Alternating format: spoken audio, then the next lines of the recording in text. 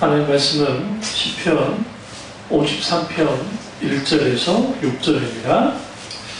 어리석은 자는 그 마음에 이르기를 하나님이 없다 하도다.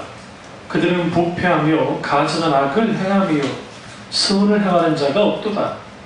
하나님이 하늘에서 인생을 굽어 살피사 제각이 있는 자와 하나님을 찾는 자가 있는가 보려 하신즉 각기 물러가 함께 도로운 자가 되고 선을 행하는 자가 없으니 한 사람도 없도다. 죄악을 행하는 자들은 무죄하냐? 그들이 떡 먹듯이 내 백성을 먹으면서 하나님을 부르지 아니하는도다. 그들이 두려움이 없는 곳에서 크게 두려워하였으니 너를 대항하여 진친 그들의 뼈를 하나님이 흩으시리라. 하나님이 그들을 버리셨으므로 내가 그들에게 수치를 당하게 하였도다. 시온에서 이스라엘을 구원하여 줄 자 누구인가? 하나님이 자기 백성의 포로된 것을 돌이키실 때에 야곱이 즐거워하며 이스라엘이 기뻐하리로다. 아멘. 말씀 제목은 유실론과 무실론의 대결입니다. 유실론과 무실론의 대결입니다. 이 말씀을 주제로 은혜를 나누겠습니다. 오늘날 세상엔 하나님이 없다 합니다. 그럴 수밖에 없는 게 무실론의 정답은 사실 이 보이는 세계만 믿고 살아가기 때문에 무실론이 나온 겁니다. 왜 그렇게 되어졌냐면 많은 사람들이 살아서 역사하신 하나님을 경험하지 못하면 그들의 눈에 비친 세계는 그냥 물질만 있는 세계 그 이상도 그 이하도 아닌 겁니다. 그러다 보니까 사람들이 이 세상을 살아갈 때에 자기들이 살고 있는 세상에 있는 것들, 그 눈에 보이는 것들만 믿고 보고 따라가며 살아요. 그것이 모든 것이라고 생각하며 삽니다. 문제는 뭐냐면 우리가 진화론자들이나 또 세상 과학자들이 말하는 것처럼 이 세상에 어느 날 갑자기 빅뱅으로 탁 뭔가가 터져가지고 이 세상에 우주가 이렇게 어마어마한 큰 우주가 만들어졌다고 한다면 그것이 정말 진리라고 한다면 그들이 말대로 하나님은 필요가 없습니다.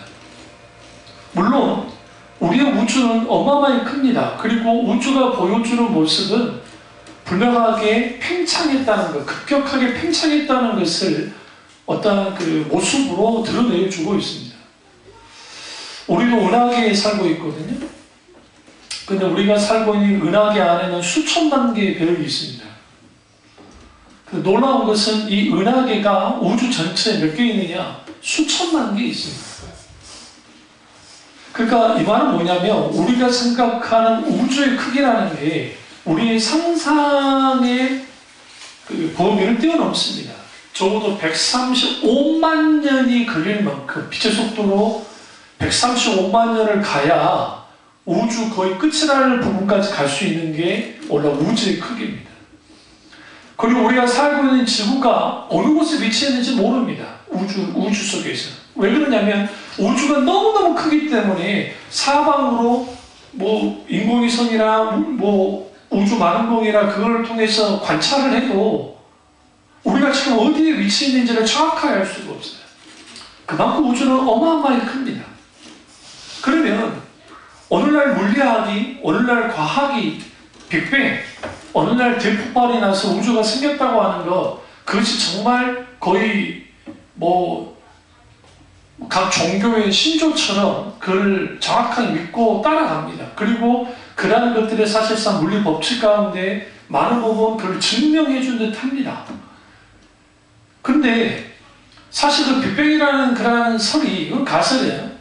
가설이 설사 맞다고 할지라도 우리가 뭘 생각해 봐야 되냐면 어느 날 갑자기 우연히 뭐에 의해서 뭔가 폭발하더니 오늘날에 우주가 생겼다는 거예요.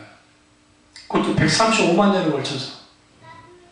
그러면 그 오늘날에 있게 되어진 우리가 근원적으로 여러분 잘 보세요. 물질이라는 것은 우주에도 모든 물질이라는 것은 처음부터 있는 건 없잖아요. 처음부터 영원토록 존재하는 것이 있다고 한다면 그것은 신이에요, 신. 하나님이에요. 그러니까 오늘날의 과학들이 뭘 말하냐면 원래 우주는 원래부터 영원토록 있었던 것이다 라고 가설하고 나와요, 이제는요. 그러나 물리적인 법칙, 과학 법칙에 의하면 모든 것은 생성이 있으면 소멸이 있어요. 그럼 아무것도 없는 상태에서 오늘날 이렇게 우주가 만들어지고 그리고 또 인간이 동식물들이 나올 수 있나요?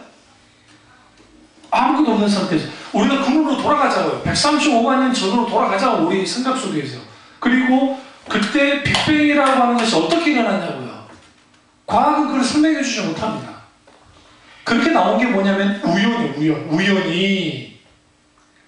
우연히 어디 핵이 하나가 있었는데 그럼 도대체 그 핵은 어디서 나왔어요? 그 핵이 어디서 나왔냐고요.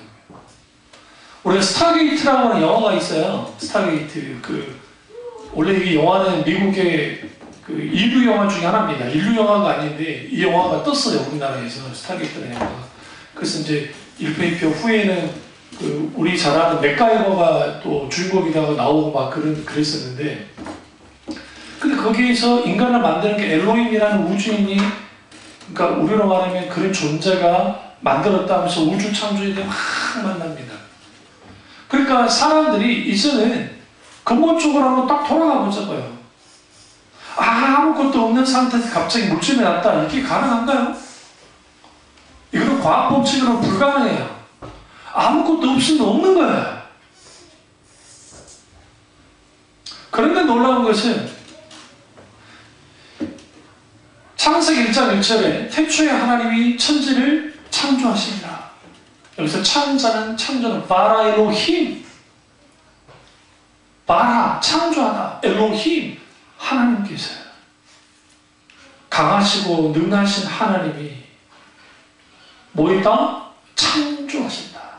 여기서 바라라고 하는 단어는 히브리적인 개념 안에서는 무에서 유로 창조하는 개념이 없어요. 그래서 엘힐로라고 하는 이제 헬라어나 라틴어의 의미를 가지고 들어와서 무에서 유로 창조했다라는 것을 헬라 철학에서 따온 거예요. 가져온 거예요. 기독교가.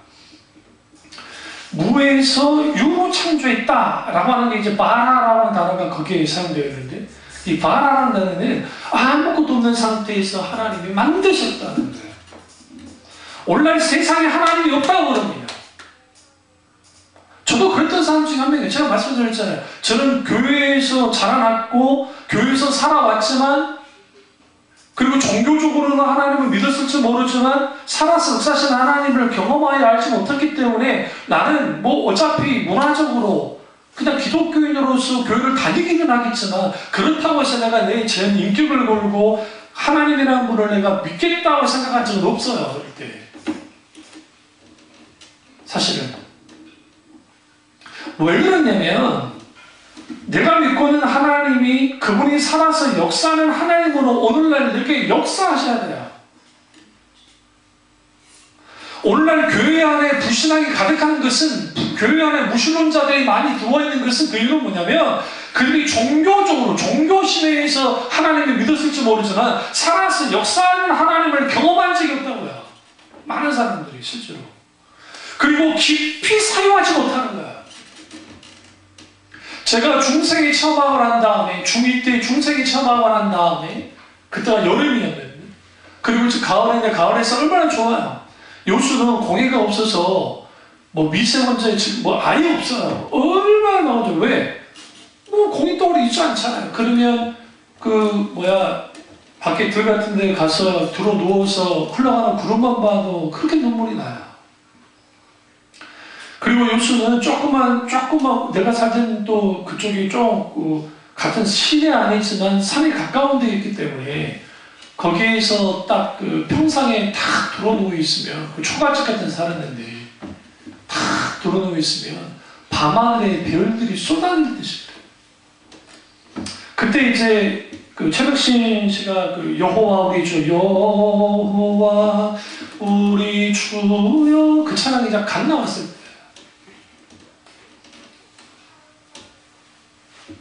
주의 손가락으로 지으신 만들었다라고 하는 이게 시편 8편에 있는 말씀을 가지고 나온 겁니다. 근데 거기에서 뭐가 있게 되어졌냐면 살아서 역사하는 하나님을 만나니까 하늘을 쳐다보는 별들이 달리고 시작하는 거예요. 사람이 일반적으로 사람이 이렇게 하늘을 딱 들어서 깜깜한 상태에 보면 한 2,000개 정도 볼 수 있어요. 별을. 그리고 남반구와 북반구 우리 알죠? 남극과 북극이 더 잘 보는 거 아시죠? 별들이 그쪽이 더 잘 보여요. 고도가 높기 때문에. 그런데 거기서 보면 사람의 이 시야로 볼 수 있는 게 많게는 6,000개예요. 6,000개.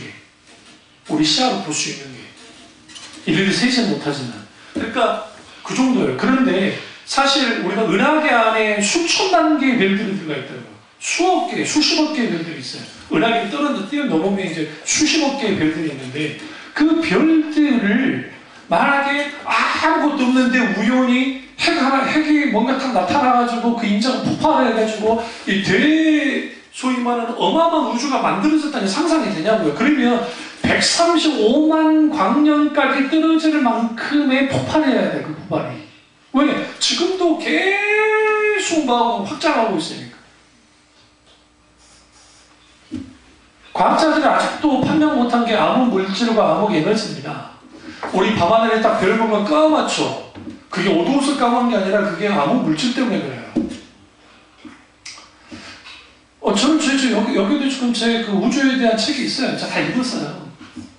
왜 읽을 수밖에 없냐면 그 사람 크리스찬 아니에요. 그럼에도 불구하고 우주에 대해서 공부를 하다 보면 하나님께서 이 세상에 창조하셨다는 것이 어떤 의미인지를 알게 돼요. 깊이. 우리 이제 예수 정도 나이가 되면 진화론을 배우잖아요. 학교에서. 진화론을 배우기 시작하면 애들은 무슨 생각을 하냐면 이거 기독교가 거짓말하는 거 아니야? 라고 나오게 돼요. 실제로 있었던 일이에요. 그 서울대학교 우주공학과 교수님이 계신데 홍종학 교수님인가? 그분인데 한 번은 강연을 다 끝나고 나왔는데 그 젊은 부부가 와가지고 상담을 좀 하자고 그런 거. 그러니까 무슨 일인데 그랬어요. 저는 목사도 아니고 교수인데 교수님 다른 게 아니고 이분이 이제 크리스찬이세요. 이 교수님이 우리 딸이 교회를 접겠답니다. 왜 교회를 접겠대요? 그러니까 분명히 교회에서는 진화론이 잘못된다고 배웠는데 학교 가봤더니 진화론이 과학적으로 이게 사실이고 막 그러다는 걸 가르쳤다. 그러니까 교회가 거짓말했기 때문에 나는 더 이상 교회 다니지 않겠습니다. 라고 이제 그 부모한테 선언하는 거예요. 근데 그 녀석이 초등학교 5학년이야.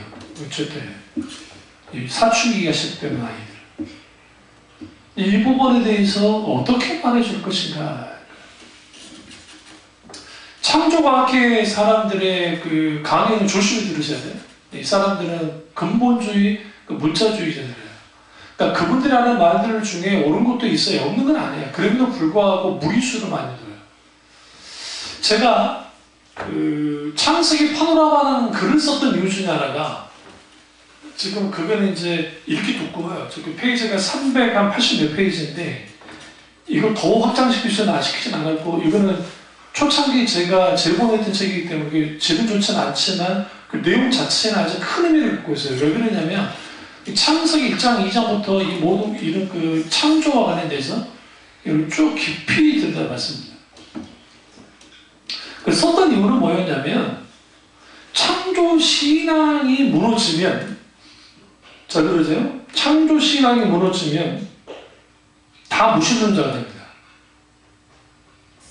교회 다녀도 무신론자가 됩니다. 미국에서 설문조사를 했어요. 당신이 진화했다고 믿느냐? 당신이 하나님이 창조한 걸 믿느냐 할 때 퍼센트 어떻게 나온다지? 그걸 반만 나왔어요. 반만 나왔어. 반만. 불신자 말하는 게 아니에요. 지금 교회 다니는 사람들한테 그 진화론이 맞냐 아니냐 할 때 반은 진화론이 맞다고 생각하고 반은 창조론이 맞다고 했다고요. 그게 미국 기독교인들은 그게. 그게 더 웃긴 게 뭔지 아세요? 그러면 너는 사후세계가 있는 건 니네 퍼센트 올라가 또. 사후세계는 한 70% 이상이 있다고 또 그래. 그럼 나머지는 없다. 그럼 너 왜 교회 다니냐? 그러니까 교회 다니면 또 사람들 만날 수도 있고 친교할 수도 있고 자아 성취도 할 수 있고 기쁨을 주니까 나온다는 사람이 생각보다 많았고 또 불안하니까 내 미래가 불안하니까 불안함 때문에 나왔다. 아니면 또 혹시 천국이 있을까봐, 혹시 지옥이 있을까봐 그래서 온 사람도 있고, 정말 인격되신 하나님을 만나서 정말 그분이 살아서 역사하신 하나님인 것을 경험하여 하는 사람들이 그렇게 많잖아요. 오늘 아침에 켈러라고 하는 그 목사님의 책을 잠깐 제가 보고 나왔는데, 우리 번역은 살아있는 하나님이라고 번역을 해놨는데, 그거는 좀 그런 것 같고요. 원래 오히려는 하나님을 말하다라는 의미가 더 강해요. 영어 보시면 그 영어 제목은 하나님 말하다고 되어 있어요. 말하다. 근데 그 하나님을 말하다라고 할 때에 오늘날 세상이 하나님을 어떻게 공격을 하냐면, 세상은 하나님이 없는 거예요. 단정하고 와요. 무슨 말인지 아시죠? 여기 있는 분들은 지금 반드시 하나님께서 나를 만나달라고 기도하셔야 돼요. 만남이 없는 사람들. 이거는 정말 영원토록 살고 죽는 문제예요. 제가 목사기 때문에 이 말하는 거 아니에요. 왜 그러냐면, 저는 절대로 소위 말하는 제가 추구하고 싶었던 것은 뭐냐면, 나는 철학자 아니면 역사학자가 되고 싶었던 사람이고, 그래서 신학 사상을 하거나 뭐를 할 때 어떤 사상사를 들여다볼 때에 깊이 들여다보려고 노력했던 사람이고, 임마누엘 칸트든 그리고 뭐 기타 등등 제가 그 원전으로 독일어 원전으로 읽지 못했지만 판단의 비판, 순수이성 비판, 기타 등등 철학자에 대한 관심이 많았기 때문에 그냥 글들을 읽었던 사람 중에 한 명이에요. 목사임에도 불구하고. 그리고 그 외에도 여러 철학 서적들, 그리고 서양 철학만 읽으면 안 되기 때문에 동양의 우리가 잘 아는 공자의 글들이라든지 준용이라든지, 좀 더 나아가면 또 제가 좋아하는 한비자, 뭐 기타 등등 육도 삼락, 이거는 병법서인데요. 그런 글들을 쭉 읽었다고요. 젊은 시절에 20대에 그랬다고요. 그러면서 동시에 읽었던 게 뭐냐면, 그 당시에 에빈 토플러가 아주 유명할 때이기 때문에 제3의 물결이라든지, 그리고 거기에 파생되어져 나오는 그 미국에서 나오는 이 실용주의적인, 그러니까 경제의 서적들을 읽기 시작했어요. 그러니까 관계 서적, 경제 서적, 그리고 기타 그런 것들을 쭉 읽기 시작했더라고요. 왜 그러냐면, 젊은 청년으로서 내가 전도사이긴 하지만, 내가 신학생이긴 하지만 한 세대를 볼 수 있는 안목을 갖고 싶어 했다고요. 그리고 그것들을 쭉 읽어보고 하고 열린 듯 했어요. 그런데 뭐가 보이기 시작했냐면, 모든 것은 결국은 현 세상의 관점이 다 있어요. 그리고 정말 그들의 말이 맞는 것 같긴 해요. 그런데 무엇에 딱 걸려지게 되냐면, 그들이 해결을 주지 못해요. 어떤 것도. 그러니까 인문학 강좌를 들으시면, 뭐 공자의 글이든 뭐 기타는데 인문학 강좌들 막 유명한 뭐 교수님들을 막 강좌를 들으시면 그 맑고 옳고 공감돼요. 그런데 마지막 그분들이 완전히 하지 못한 게 뭐냐면, 해결을 못해요. 해결을. 후에마이, 나는 누구인가? 오늘날의 기독교 신앙이, 말씀이 답이어야 되는데, 기독교만이 답이어야 되는데, 기독교가 답을 제시하지 못하는 거예요. 그러니까 당연히 세상은 하나님이 없다고 단정하고 나오고, 그런 상황에서 하나님을 믿겠다고 하니까 하나님이 안 믿어지는 거예요. 뭐가 없어서? 하나님과 나서 인격적인 만남이 없기 때문에. 이러한 사람들이 굉장히 많습니다. 그러니까 우린 진지하게 하나님이 정말 살아계신지 살아계시지 않는지에 대한 진지함이 있어야 돼요. 고민을 해야 돼요. 오늘 시편 기자가 뭐라 합니까? 어리석은 자는 그 마음에 이르기를 하나님이 없다 하도다. 왜 사람들이 하나님이 없다고 하느냐? 그들의 마음이 어리석기 때문에 그래요. 그 어리석음이 어디로 파느냐? 여기 그러잖아요. 그들의 상태에 대해서 말하는 게 1장 53장 1절에서 그들은 첫째 부패했고 두 번째 가증한 악을 행했다. 여기서 부패했다라는 거 마음이 부패한 거예요. 오늘날에 저는 의도적으로라도 뭐 저기 아카데미 시상식 그 다음에 뭐 아이돌 뭐 그 무슨 뭐 콘서트 막 그런 거 다 봐요. 일부러 좋아서 보지 않아요. 좋아서 보는 게 아니라 그 시대의 정신, 시대의 코드들이 그쪽에 다 들어가 있는 거예요. 저는 랩하는 아이들을 아주 싫어합니다. 정말로. 랩은 미국의 아주 하층민 흑인들의 문화에서 나왔고 갱 문화에서 나왔습니다. 그래서 그 미국의 랩 가수들 중에 단명한 애들이 많아요. 지들끼리 총 쏴서 죽이기도 하고 어마어마하게 돈을 벌었다가 그 탕진하고 지금 빚더미에 앉은 애들도 있고 아주 집들이 그래 뭐 다 그렇진 않겠지만 그게 일종의 리듬을 타고 박자를 맞춰서 이제 그게 음악의 장르가 됐고 오늘날에는 랩만큼 돈을 많이 벌게 하는 장르도 없어졌단 말이에요. 나 지금 뭐 보이면 랩소디 지금 난리지만 나는 함부로 가버렸어요 이미. 제 말이 아니에요. 모든 전문가들이 말하는 거예요. 낙은 이제 거의 뒤로 갔고 랩이 맞거든요. 이 랩이라는 게 어디까지 들어왔느냐? 교회까지 들어와가지고 하나님이 이렇게 말씀하셨어. 아까 그러고 있어요. 자기 추임새를 이용해서 열지 말아야 될 것까지 교회가 열기 시작했다고요. 저는 그렇게까지 보수적인 사람은 아닙니다. 신앙이든 뭐 어떤 것이든. 왜? 저 같은 경우는 이번에 뭐 저기 트럼프랑 저기 김정은이 틀어졌잖아요. 어? 제가 JTBC하고 TV조선은 동일하게 같이 봤어요. 뭐라고 말하는지.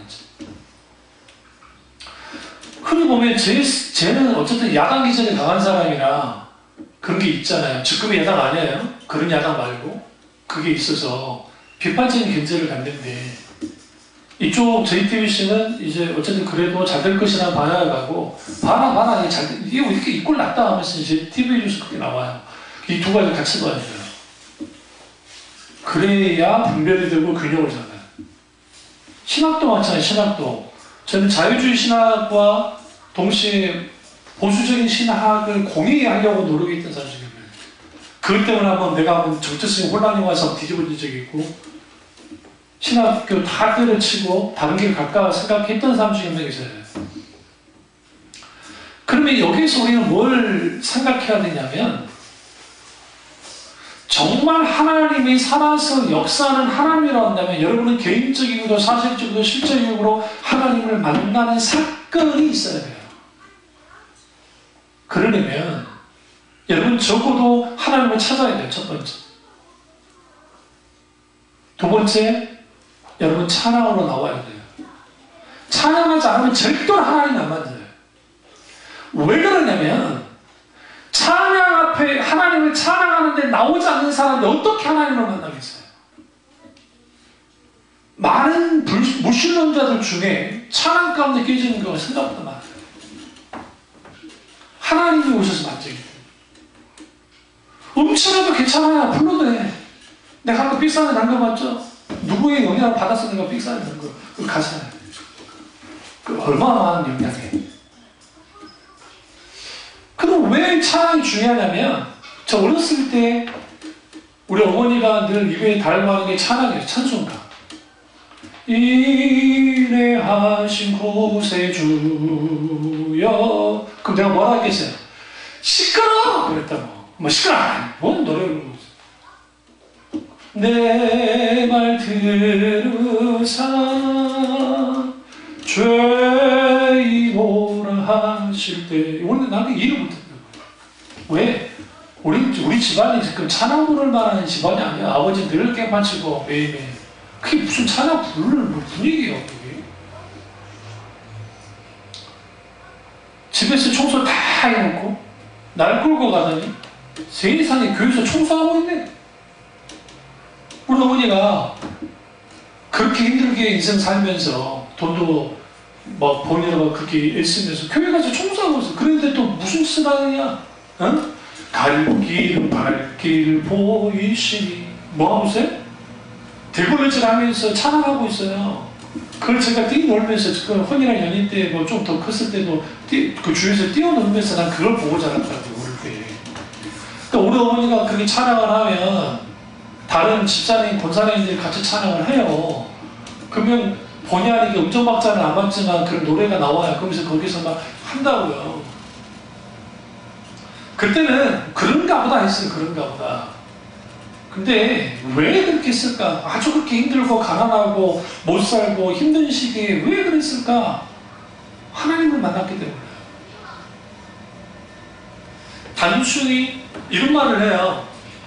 기독교, 우리가 만약에 기독교 문화 속에 자랐으니까 내가 기독교인인 거지, 내가 지금 사우디아라비아에 자랐으면 내가 여기 수염을 기르고 무슬림이 돼가지고 있을지도 모르지 않냐. 뭐 그럴 수도 있겠죠. 근데 여러분, 그러면 무슬림적인 크리스찬들이 없나요? 있어요. 지금 여러분 생각보다 많이, 지금 인도네시아가 가장 큰 이슬람 국가인데 인도네시아에서 지금 기독교를 개종하는 수가 생각보다 많고, 말레이시아에도 지금 개종하는 사람들이 나오기 시작하는데, 그게 무슨 일이 벌어졌는지 강력한 하나님의 말씀의 역사가 벌어지고 있어요. 지금.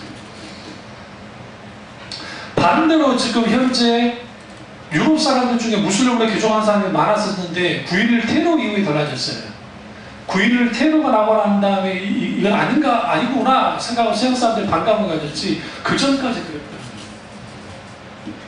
그렇다고 한다면 우리는 지금 뭐 해야 되느냐? 하나님을 찾아야 돼. 그리고 하나님을 만나야 돼. 그래야 내가 왜 이 세상에 태어났고, 내가 어떻게 살아가고, 그리고 내가 우주 만물을 바라보고 이 세상을 바라볼 때 어떻게 바라보는지가 결정이 되어져요. 그러니까 그것을 경험하지 못하고 그걸 알지 못하는 사람들은 지금 그 기독교 신앙이라는 것이 뭔지도 모르는 상태에서 그냥 종교적으로 교회가 오는 거예요. 라이언드 리버가 말하듯이 문화적 크리스찬으로 그냥 무늬만 크리스찬인 거야. 문화적인 배경, 기독교 집안의 배경 가운데 와서 교회를 다니는 것 뿐이에요. 근데 거기에서 예수 그리스도를 만나는 일들이 없기 때문에 내가 죽음 앞에 섰을 때, 내 인생의 마지막 마침표를 찍을 때에 거기에 주님의 진정한 구원의 역사가 있겠냐고요? 없어요. 그럼 이렇게 말합니다. 이 차는 도키스니 아마도 하나님이 없을 것이다 라고 했어요. 이 사람은 과학을 끌고 돌아와서 하나님 없다고 단정한 사람. 그러면서 뭐라고 했냐면, 아마도 하나님은 없기 때문에 너희들 인생 즐기며 살아라. 존 레논이 그렇게 노래했던 이면증에서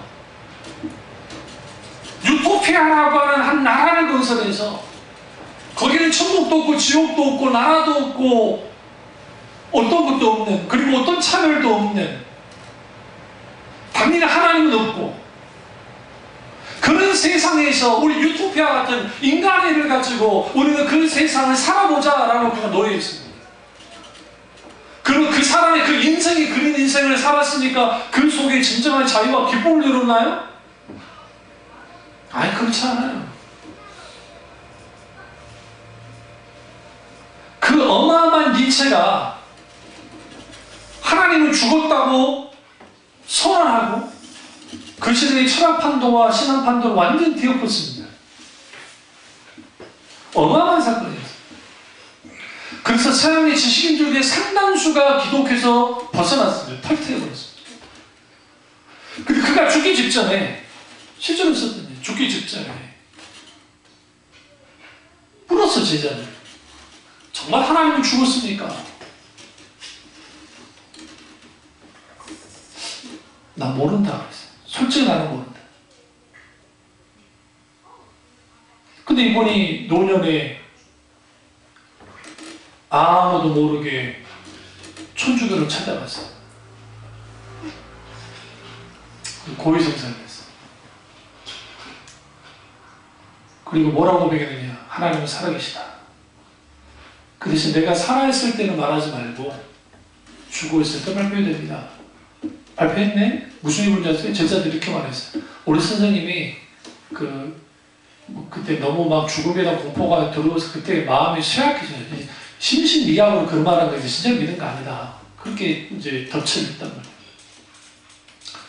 이러한 일들이 우리는 뭘 볼 수 있냐면 하나님이 없다고 단정했던 많은 사람들, 그 대표적인 게 알베르트 까미, 제가 까미 이방인을 읽고 난 다음에 제가 완전히 나도 미친 인간이지. 그 강력한 성령의 역사를 경험했어도 아주 물수론자들 책들을 읽었어요. 까미가 목사 아들이에요. 마르크스? 목사 아들이에요. 그 외에 우리 잘 아는 임마누엘 칸트, 해겔도 목사 아들이에요. 하나님 없다고 했던 사람들. 이상하지 않느냐? 왜 목사 아들들 그럴까? 목사 자식이니까 신앙을 그냥 자동적으로 가져가는 겁니까? 그렇지 않아요. 신앙은 반드시 인격주신 하나님을 만나야 돼요. 그래야 생겨요. 그러면 우리는 적어도 좀 고민해야 돼요. 뭘 고민해야 되냐?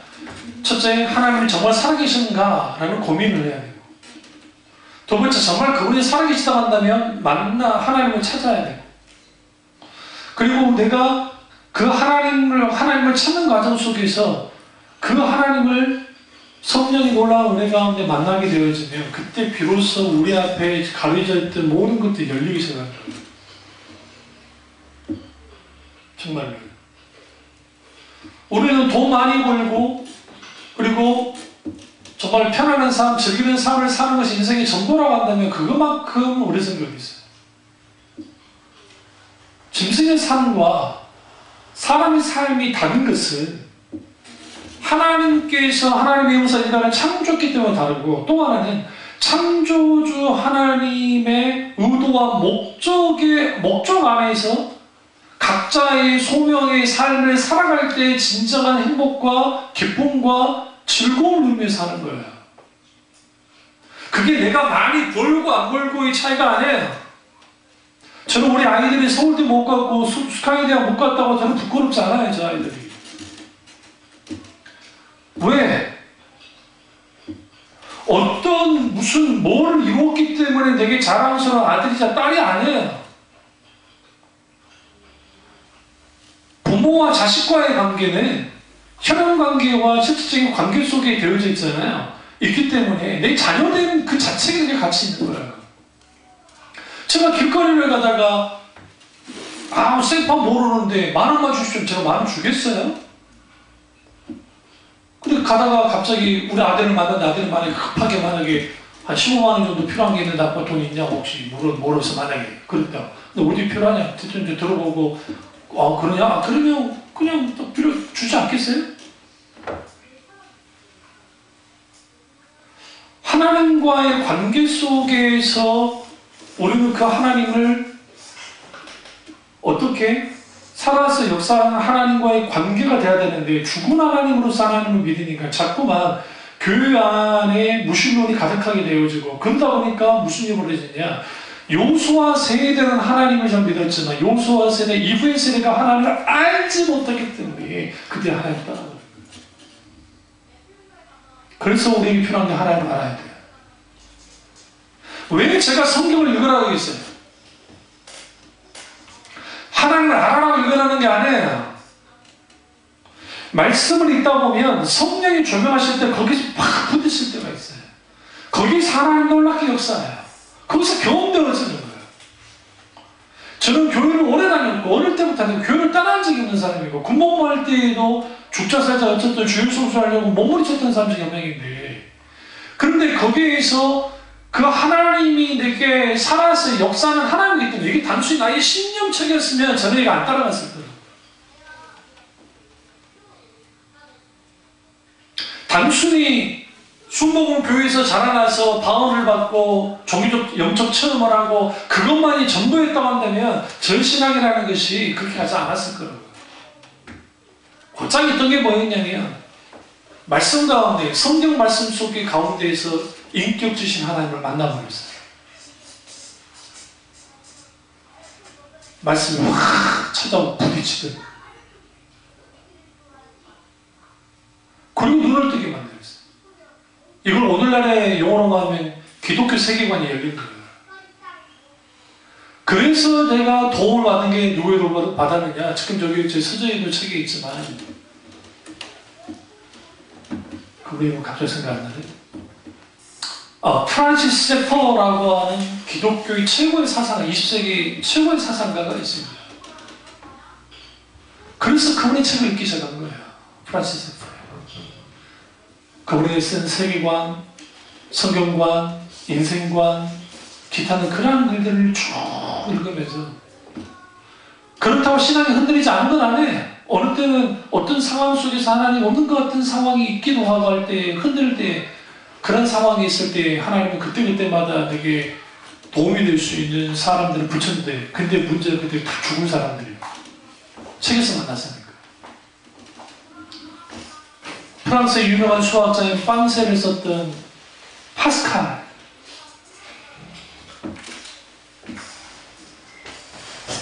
톨스토이, 키르케고르,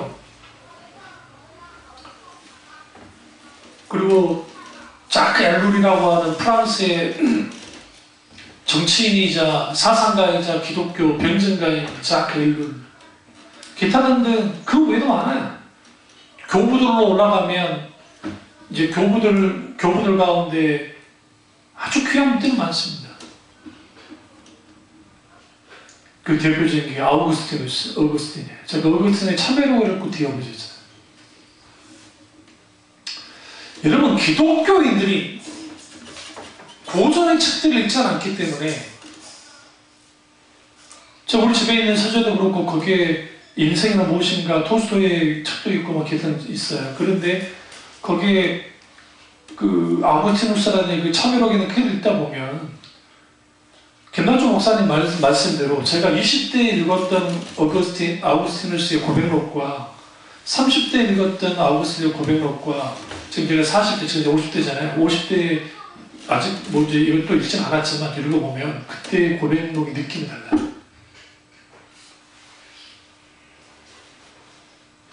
대부분의 고백록을 뭐만 읽고 끝내버리냐면, 앞에 어거스틴의 스토리만 읽고 끝내버려요, 사람들이. 스토리. 어떻게 됐고, 어떻게 막 했는지, 그것만 읽고, 정작 뒤에서 말하는 하나님에 대하여, 우주에 대하여, 기타는 여러 가지 대하여 쭉 나아가고 있어요. 길지 않아요, 그 내용들. 근데 거기는 깊어요. 굉장히 깊어요. 그러한 것들에 대해서 깊이 생각하고 해야 오늘 우리가 하나님을 믿는다는 것이, 기독교인이라는 것이 얼마나 가치 있고 얼마나 대단한 것인지를 알아요.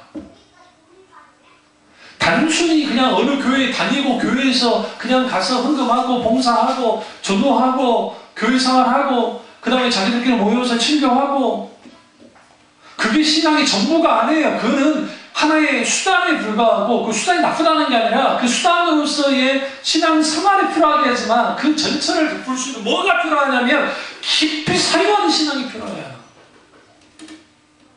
그게 지배하지 않으면, 다시 말하면 기독교인들이 오늘날 평신도들도 신학이 있어야 돼요. 그렇기 때문에 목사만 신학이 있는 것이 아니라 기독교인들에게도 신학이 세워질 때에 비로소 누군가가 내게 말하는 거예요. 하나님을 증명해 말할 때 거기에 어떻게 나오겠어요? 당연히 신존재 증명에 대해서 말하기 있어야 돼요. 처음에는 토마스 아퀴나스의 신존재 증명, 기타는 안셀름의 신존재 증명, 여러 존재 증명들을 가지고 일단은 설명을 해주고, 왜? 세상 사람도 통해야 되니까. 그러고 난 다음에 하나님이 왜 그분이 살아계신지에 대하여 우리 지금 하나님 이름에 대한 공부를 했죠. 그 대표적인 게 엘로힘, 그 다음에 여호와 스스로 있는 자가 뭔지.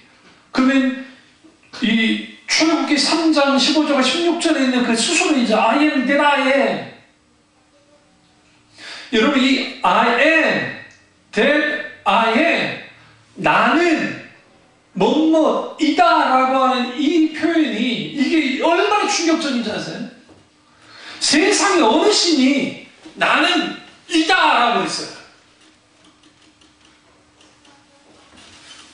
불교의 사가모니 부처님이, 그리고 소위 말하는 이슬람에 말하는 알라는 하나님 아니에요. 제가 분명히 말씀드리죠. 그들이 하나님 이름을 훔친 것 뿐이에요.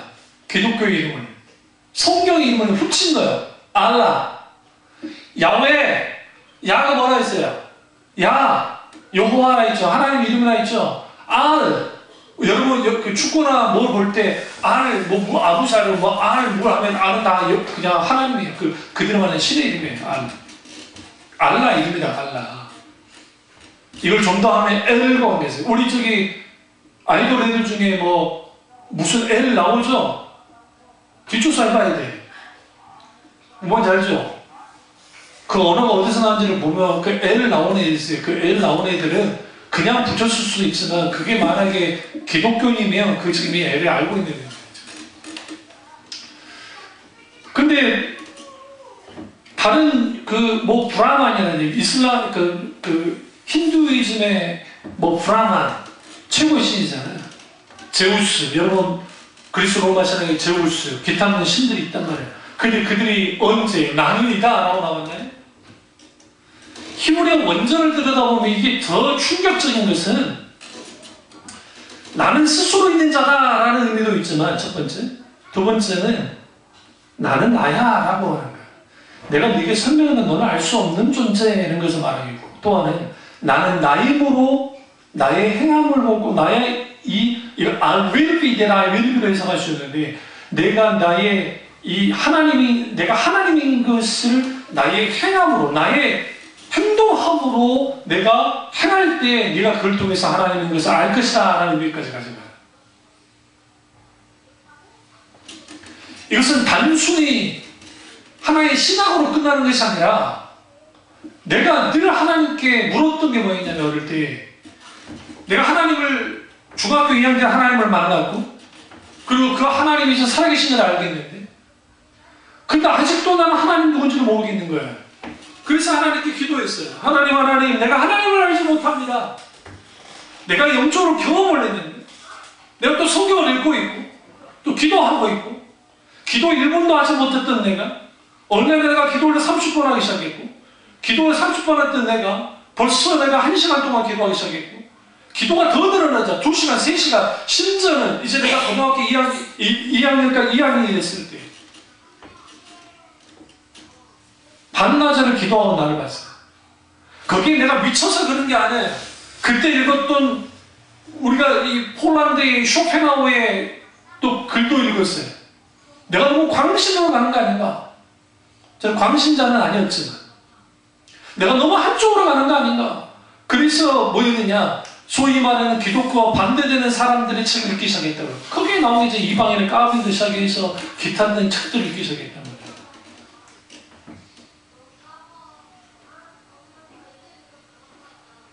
그때 그 하나님이 누구신가? 라고 하는, 그리스도는 누구이고 성령님은 누구신가? 라고 하는 그 질문을 던지면서 고민했어요. 그리고 전도사님이나 또 교회학교 선생님에게 질문을 던져도 대답을 해주지 못하는 거예요.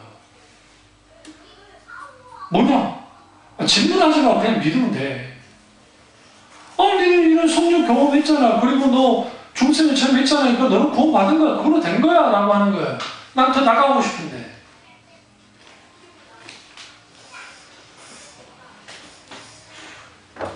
그래서 만난 게 뭐냐? 어느 날 하나님이 내게 감동을 주는데, 성우가 그런 감동을 주는 거예요. 음성 들은 거 아니에요. 내 마음속에. 빨리 서점 달려가. 순천으로 이사를 했을 텐데, 그 순천에 있는 기독교 서점으로 막 달려가 들어갔어요. 그냥 들어갔어요. 들어갔는데, 그냥 무조건 내 감동 가운데 책을 아무거나 보라는 거야. 봤는데 내가 도움되는 책이 없어요. 근데 혹시나 돼갖고 이제 내가 도움되는 책이 있나 찾아놨는데 갑자기 이렇게 책은 크진 않는데 이것보다 훨씬 작은 책인데 이게 두껍지도 않아요. 반틸의 험증학이라는 책이 있었어요. 그걸 탁 잡았어요. 반틸 누군지도 몰랐는데 뭐 싫어하는 사람이 아니니까. 후에 반틸이 조직신학자인 걸 후에 알았습니다. 그리고 첫 장을 넘겼는데 그게 뒤엎어졌어요. 험증학이 뭐냐면 기독교 변증서예요. 변증서. 제가 늘 고민했던 게 뭐였냐면 하나님이 정말 살아계시는데 왜 우리 집은 이럴까 해서 이걸 좀 더 확대해 생산하면 왜 하나님이 악을 허용하시는가의 문제예요. 그리고 하나님은 왜 내게 고통을, 고난을 왜 내게 허용하는 거지? 이런 고통스러운 상황이 왜 내게 벌어지는 것에 대한 해답을 갖지 못했어요. 목사님 이렇게 말합니다. 하나님이 우리에게 주시는 제일 은혜야, 가장 큰 은혜야. 그러니까 우리는 그걸 잘 이겨내면 하나님이 복 주실 거야. 그러니까 내가 기도하면서 견디면 되라고 하는데 왜 하나님이 내게 그걸 허용한다는 거예요, 도대체. 질문을 던지면 대답해 주지 못해요. 누가? 전사님이. 왜? 공부를 안 했으니까.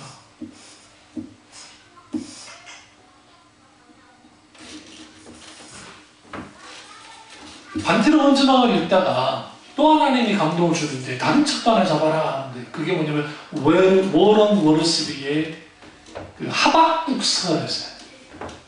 그것도 이만한 책입니다. 그걸 접었는데 마음이 평안해요. 그리고 한번 딱 열었더니 하박국이 고통을 당하잖아요. 자기 민족이 이유 없이 자기 생각할 때는. 그래서 하나님이 대드는 거 아니에요. 할례받지 못한 족속들이 우리를 치는 게 말이 됩니까? 이 고통을 왜 당해야 됩니까? 근데 여기서 중요한 게 remember mercy. 고통 중에라도 고난 중이라도 주님이 진노 중에라도 뭐 해달라고? remember mercy. 긍휼 잊지 말아주세요. 긍휼 잊지 말아주세요. 그래서 펑펑 울었어요. remember mercy. 하나님의 긍휼이요. 고통 가운데 하나님의 긍휼을 맛보기 시작할 때 거기 하나님의 본신을 봐요. 그 하나님의 본신 가운데 이후에 제가 이제 신학을 하면서 체휴리라는 걸 알게 된 거예요. 내가 그래서 그 동방 신학자들 중에 안셀름을 너무너무 사랑하는데 제롬도 사랑하지만 되게 영향을 줬던 분들이에요. 근데 안셀름 그 이후에 안셀름이 나는 아는 거로 믿는다. 토톨리아누스가 나는 믿는 거로 한다.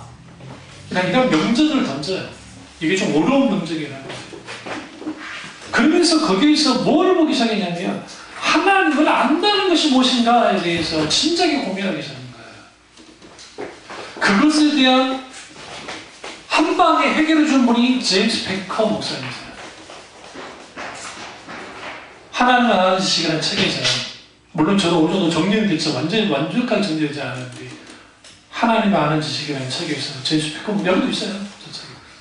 서재에. 뭐라고 말씀하시냐면 하나님의 관해서 아는 것과 하나님을 아는 것은 다르다는 것을 분명하게 말씀하시네요. 여주 목사님이 한 거 아니야? 무슨 말씀이지? 여목사님 이분들은 다 같은 라인에 있고, 그러니까 신앙관을 갖고 있고, 저도 마찬가지 그렇게 있었어요.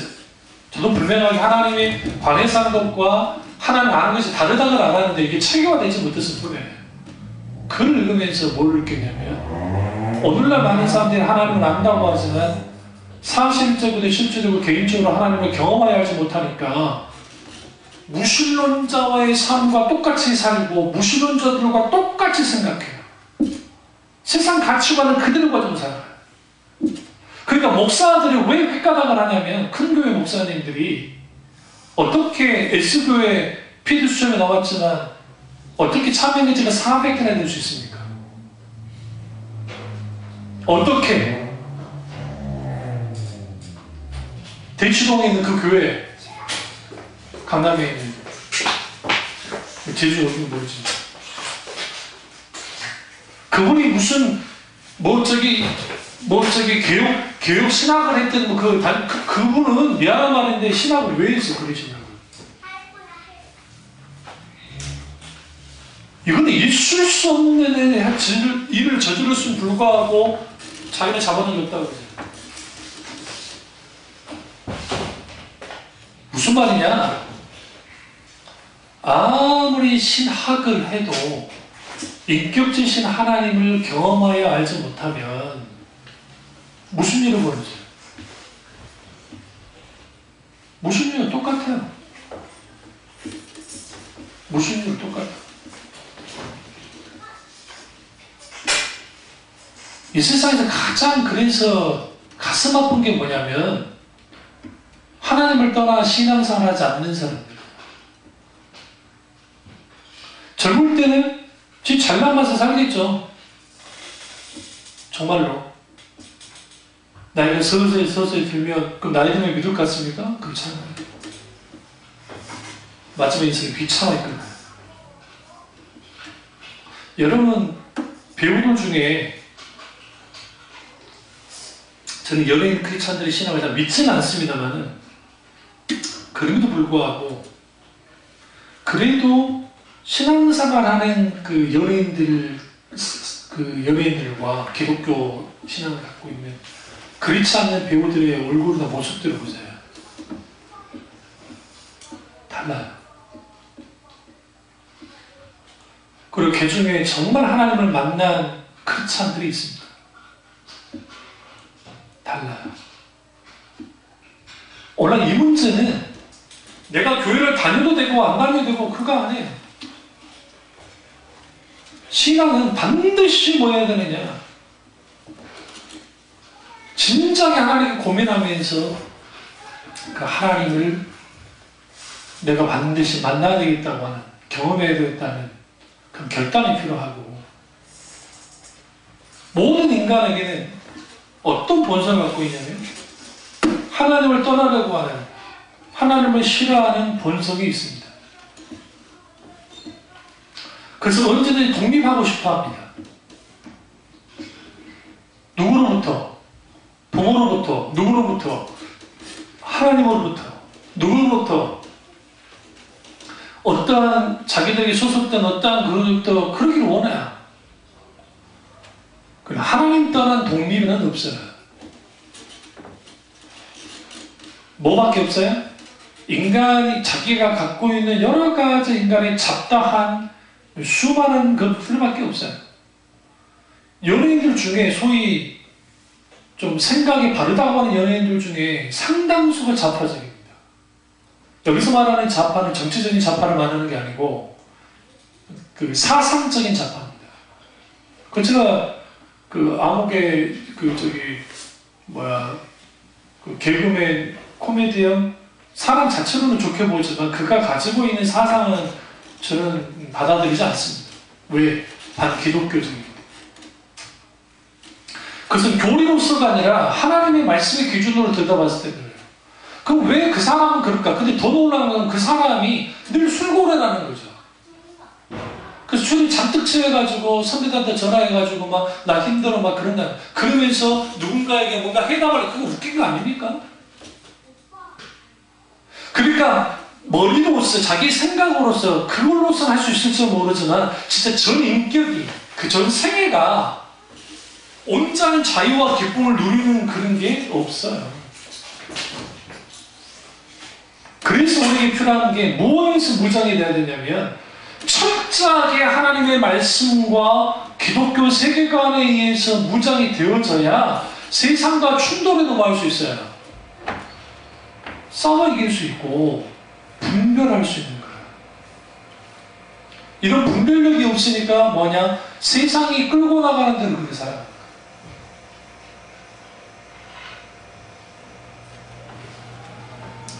그래서 오늘 시편 53편에 하나님의 이름이 엘로힘이라는 단어가 4번 나와요. 똑같은 이 쌍둥이 그 말씀이라는 시편 14편이 시편 53편과 내용이 똑같아요. 그런데 여기에 엘로힘이라는 단어 4번, 여호와라는 단어가 4번 나옵니다. 여기서 왜 이렇게 달라지냐면, 우리가 하나님을 만나게 되어지면 그 하나님이 나를 어떻게 다루기 시작하냐면, 제가 그런 경우가 있었는데, 하나님을 만나고 난 다음에 나는 누구인가라는 문제가 해결이 됐어요. 내가 안병학시 여수시 공화동 1939번지에 태어났던 안성욱이가 물리적으로는 그게 태어날 수 있을 줄 모르지만 나는 누구인가? 라고 하는 거예요. 하나님을 만나야 내가 누구인지를 알아요. 놀라운 것은 이 말을 누가 했냐? 장가게, 여러분 잘 아는 카빈입니다. 하나님을 만나지 못하고, 하나님을 만나지 않고서는 인간은 절대로 자기 자신을 알 수가 없다. 많은 사람들이 자기 자신이 자기가 제일 잘할 거라 생각해. 그렇잖아요. 하나님이 아세요. 그리고 하나님 비추시는 나를 만나야 비로소 거기에 뭐가 생기냐면 아이덴티티, 정체성이 생겨요. 여러분 아세요? 저는 어릴 때부터 열등감이 짓눌렸던 사람이에요. 왜? 늘 난리법석처럼 아버지 밑에 자랐기 때문에. 공부도 못했어. 거기 고등학교 때에서 다르긴 했지만 그래도 늘 뭘 갖고 내 열등감과 자괴감에 빠져서 살았던 나였어요. 그런데 중2 때 하나님을 만나고 중3 때 비로소 내 정체성이 뭔지 말씀과 믿기 하나님을 만나고 난 다음에 정체성을 보기 시작했고, 그 정체성이 고등학교 1학년 때 정확하게 이제 수많은 나의 멘토가 되는 사람들을 책으로 만나기 시작하면서 그때 정립이 되는 거예요. 저는 원래 연세대학교 신과를 가지고 있던 사람이에요. 실력이 안 돼서 안 됐지만, 물론 그 시험을 쳐보지도 않았어요. 왜 그랬냐면 등록금 너무 비쌉니다. 연세대 신과를 가서 거기 나오면 미국이든 독일이든 넘어가서 독일에서 학위 과정을 맞추고 박사학위 받고 우리나라 들어오든 아니면 거기에 머물러 버리든지 그 생각을 했었던 거예요. 학자로서. 근데 그런 마음을 크게 갖고 있었는데 하나님이 나를 소명하실 때 너는 개척교회 목사 해야 되고 소명을 해버렸다. 처음부터. 글쎄 내가 다른 데로 부임을 안 가는 거예요. 못 가는 거예요. 지금 안 가는 게 아니라 못 가는 거예요. 말 받아야 돼요. 못 가는 거예요. 다른 데. 그래서 우리에게 정말 필요한 게 뭐냐면 진지하게 고민해야 돼요. 우리 신앙을. 내 할머니가, 할아버지가, 아빠가, 엄마가 크리스찬이기 때문에 자동적으로 나는 크리스찬이다. 그게 아니라 그 자체는 복이죠. 중요한 것은 정말 하나님의 살아계신가를 그분을 만나야 돼. 만날 때 비로소 뭐가 열리기 시작하냐면 나와 함께 하시는 하나님, 여호와 삼마의 하나님, 간섭하시고 기립하시고 함께 하시는 하나님, 그 하나님이 내 인생을 책임져 주기 시작하고, 여러분들 친구 중에 내 친구들 중에 잘 나가는 친구도 꽤 많아요. 내가 목회자를 길로 왔기 때문에 그 친구들하고 좀 떨어져서 그렇지. 그러나 그렇다고 해서 그들 앞에 주눅들지 않는다. 내가 작은 교회 목회한다고 해서 주눅들며 살 것 같습니까? 그렇지 않아요. 왠지 아세요? 내 안에 예수 그리스도를 믿는 그 그리스도의 정체성을 가지고 있고, 그 정체성 속에 있게 되어지는 그 하나님을 깊이 아는 그 놀라운 은혜가 있어요. 시대를 보고 우주를 생각하고 기타 여러 가지 그런 게 있을 때 비로소 뭐로부터 벗어나냐면 소위 말하는 열등감과 자기감부터 벗어나기 시작해요. 그럼 뭐합니까? 자유한 거예요. 기독교의 자유. 이 말씀을 다음 주에는 이제 시편 53편을 중심으로 쭉 한번 우리 어떻게 하면 하나님 존재를 믿을 수 있는지 이거를 나누도록 하겠습니다. 기도하겠습니다. 기도하실 때 오늘 이 말씀